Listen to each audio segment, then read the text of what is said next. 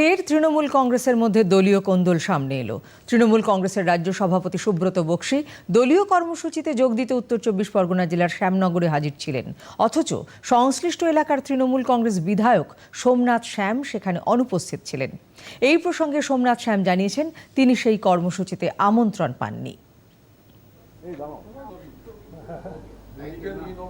আমি জানি না যে আমাদের ওখানে কে যাচ্ছে এবং যে প্রোগ্রামের ব্যাপারে আপনারা জিজ্ঞাসা করছেন তার আমন্ত্রণ আমি এখনো পাইনি। রাজ্য সভাপতি সম্মানীয়, উনি আমার ওখানে যে কোনো মুহূর্তে যে কোনো সময় যে কোনো প্রোগ্রামে যেতে পারে, এটা নিয়ে কোনো প্রশ্ন হয় না।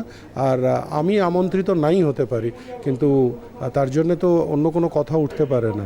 আগে আমরা পুরো বাংলা জুড়ে সব জায়গায় যাওয়ার পরেই আমরা আমাদের সমাবেশ করব। সেই সময় নিশ্চয়ই সিদ্ধান্ত হবে যে জুট ইন্ডাস্ট্রিতে যারাই থাকবে তাদের নিশ্চয়ই ডাকা হবে। কে বা কারা সেটা এই মুহূর্তে বলা সম্ভব না।